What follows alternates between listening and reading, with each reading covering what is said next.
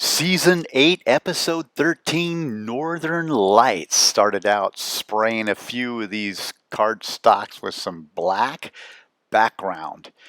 And then, with a little help of Little Bob, I did some experimentation on Northern Lights and their effect and like how to. So these were some of my samples that I was trying to figure out how to make it work.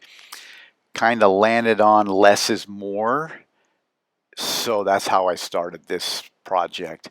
So I made stencils because that seemed to be the easiest way, and I just put a little bit of paint. Now, I think, looking back now, I could have probably put just a little bit more. I think my samples were too much paint, and this was probably not enough. But what I did was I did the top and then the bottom, and then I came back with clear, and then the big 2-inch soft brush, and began to pull up. Now I had to clean the brush each time I would pull up. So I'd do one, then clean the brush, do another one, clean the brush, or I'd flip the brush. So I'd have two clean sides, but that seemed to work the best. And like I said, I probably could have put just a little bit more paint on, but I felt like these worked out. The dance is part of the black background was the issue, because this really needed to be dry, at least a couple days, because it was easy to pull up the black into whatever you were working on, especially when you start adding clear, paint, and then using a brush loaded with, not loaded, but cleaned with lacquer thinner and having a little bit of lacquer thinner in it. I couldn't get it where I was just, the way he did it, where he was just using the fan brush and making the lines, the base of the Northern Light curtains, and then just pulling that up, and you keep going back and forth. I just couldn't get that to happen because of the black background. It kept pulling that paint up into the fresh paint I just laid down. So this is the way I did it. Maybe there's a better way. At any rate, it seemed to work okay. Now I'm going to put in the mountain. And this is where I'm just doing the basic, laying down the white and the shadow, and mostly focusing on doing the background mountain ranges first, and then superimposing that over. And again, this is where basically throughout the entire painting, I really had to be careful with not laying down too much paint or messing with the paint too much, the fresh paint I'm just putting down on top of the black background, because it would pull it up. Maybe using a pre-treated black cardstock might be the answer. You'd have less issues of that happening. But in some cases it worked to a benefit, because if I wanted to kind of mute things a little, I would just utilize that background, that black paint in the background, and begin to pull it up and start to mute anything that I wanted muted. But again, it's a dance, and it's about controlling that. Could always come back and blow dry that, what you've just done, and then go back over it again. So that's always possible too. And there's always a way. So here I'm just laying in the brilliant blue for the shadows and white. So those are two colors I'm using for the mountain range. And I've come to the conclusion of just laying the colors down, kind of just moving it around, sketching it around, kind of skipping it a little bit, and then coming back with the knife and pulling that to create more skippy texture.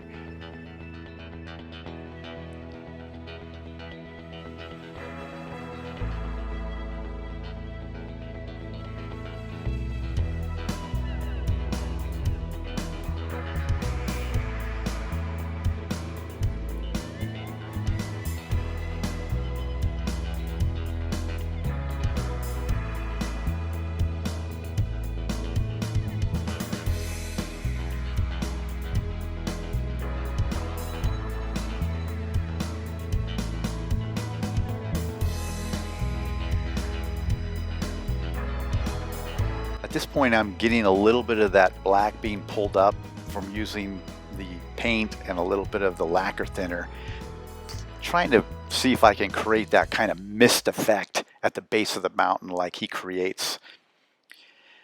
But I noticed that it's one of those things where there's too much margin of friction between the top coat and the base coat, the base black coat, and it takes so much finessing that what happens is if you mess with it too much, it will actually just create a kind of like a transparency all the way to the cardstock.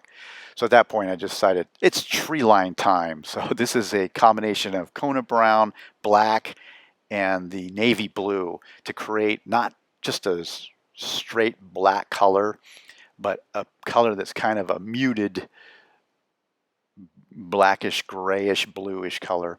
Now I'm doing the lake reflection, and that's just the brilliant blue with a shield, obviously, and then I just hit that with clear. And I felt like that was a great place to leave that. It kind of looks like what he did enough, so I decided to leave it. And the clear just creates a nice softening of that blue between the blue and the black. And now it's the terrain line just at the base of the tree to create that lake edge in the background. And this is where the black was getting pulled some more. And I thought, well, you know, maybe I'll just use that as a benefit, creating kind of a shadow effect for this. And then I'll come back with more white on top of that to create highlights on top of that edge. And here I'm just using the same combination of black, Kona, and navy blue to create some trees. And here's the big trees, some on the left and some on the right, same exact color. Can't really see them right now, but you can see them a little bit better in the final picture. But this leaves them a very soft and kind of like set in the background, so they're not standing out too much. And then highlighting was a little delicate balance of trying to find the right highlight color that would show up enough but not be too vibrant. So it was just using the blue, brilliant blue, and some white, and muting that a little bit. I brightened it up on this side a little just to see how that would look. Kind of like that. It had a little bit more vibrancy to it. Now for the water line, this is with the liner brush and straight white. This cleans up a lot of that edge, so it looks a lot better, looks a lot cleaner, and you can make a neat water line feature. And I just use this straight white because at this point almost everything I was putting down was pulling up paint, so I didn't worry about too much about it. This is some of that same tree shadow color for the bush behind the cabin. And this I should have left off. This is blocking in the terrain, the foreground terrain, and that was really unnecessary. I could have just went over the top of the black background with the white, but I was used to doing that in other paintings, so I went ahead and did that. So, but unfortunately that added another layer of blackish color that I had to contend with when it came to putting down the snow. The cabin, which I'm doing now, went very well. It seemed to cover well. It's the Kona brown and the chestnut for the highlights. So that one went fine. The only thing I had to do a double coat of was the white on top of the roof for the snow, which I kind of figured that was going to happen anyway, just as things were progressing and how the combination of the lighter colors were pulling up the darker colors below.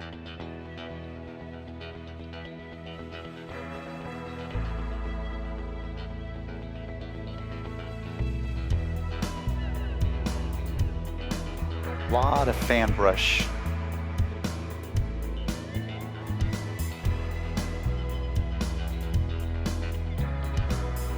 Just putting in the door detail. That's just a liner brush with straight black. And some board lines.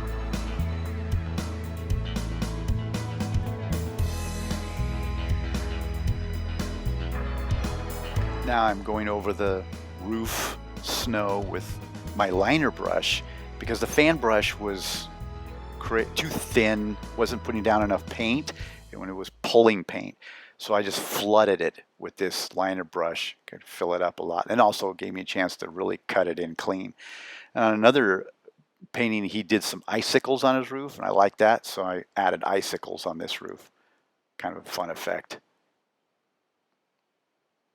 But it really created a good thick layer of snow. Now I'm just doing the foreground bush features with brilliant blue for shadow effect. Still the fan brush. And now I'm using the 1-inch bristle brush to create the actual highlights. This one I like just for this effect because it creates more of a bristly, bushy kind of texture versus the fan brush where you don't really have as much. It kind of just does one kind of shape, where this bristle brush creates that bush effect. Now I'm putting the snow in, and I saw, well, wow, I'm pulling up a lot of the black background. So it just turned it gray, and I said, okay, I know I'm going to have to do this twice, and that's okay. I just figured it would be something that I would just blow dry on high, and it'll create a path from the cabin. Here I'm blow drying on high right now just to get that drier. And then I came back with a new foam brush with the pure white, and that worked out well. I didn't want it to be just stark white. I wanted there to be some texture to the snow. So it actually turned out okay that way. And I decided to go over the path because it was too dark, and then I knew I was just going to kind of mess with it some more. The more you mess with this, the more you pull up the background color, which actually can benefit. Now some twigs and branches and sticks. This really adds a lot of the fun detail to it. Just adds a lot of visual effects that I like. So I just started putting little twigs all over the place on this foreground, and I knew I was going to come back and hide some of them a little bit with more shrubbery and bushes and whatnot.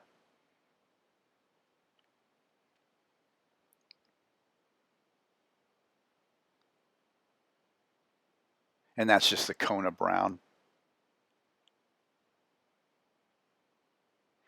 I put in the shadows with the brilliant blue, and then on top of that, some more white. And I knew I was going to do some more white on top of that just to add a little more highlight, because it pulls that blue color into the brush while you're doing the white.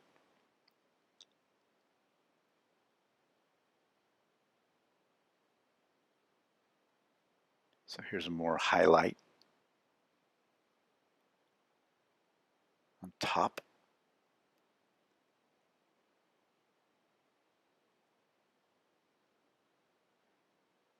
And then I'm going to come back with a clean fan brush with just lacquer thinner and soften everything. I'm also going to put a little bit more snow across the pathway. Just because it looked a little too carved out for me, so I wanted to put some snow patches on it.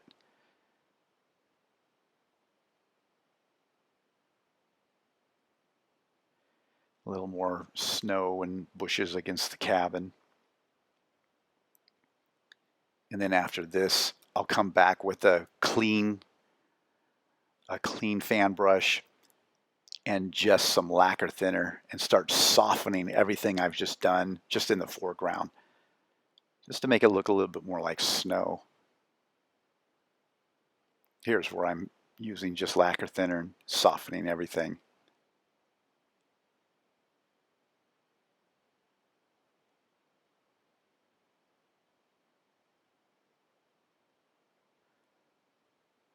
that about wraps it up for this one. It was a fun project to do, a lot of learning curves. Here's my final. Here's Bob's. And thank you so much for watching. Take care.